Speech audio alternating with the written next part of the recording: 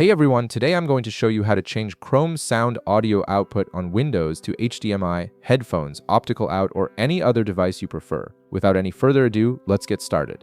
First, press the Windows key on your keyboard. This will bring up the Start menu and allow you to search for system features. From here, type Settings into the search bar and click on the Settings app when it appears. This is where you'll access all the audio configuration options for your entire Windows system, which includes controlling where Chrome and other applications send their audio. Once the settings window opens, direct your attention to the left side of the screen.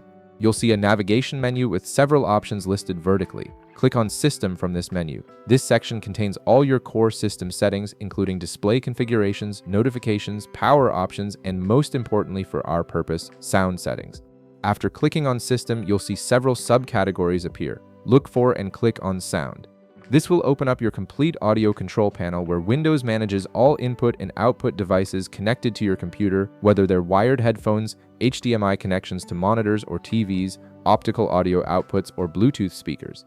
Now you'll see the Output section near the top of the Sound Settings page. This area displays all the audio output devices currently connected to your computer. You'll notice radio buttons next to each device listed. These devices might include your monitor speakers via HDMI, your headphones, optical audio connections, or your computer's built-in speakers. Click the radio button next to the device you want to use as your primary audio output.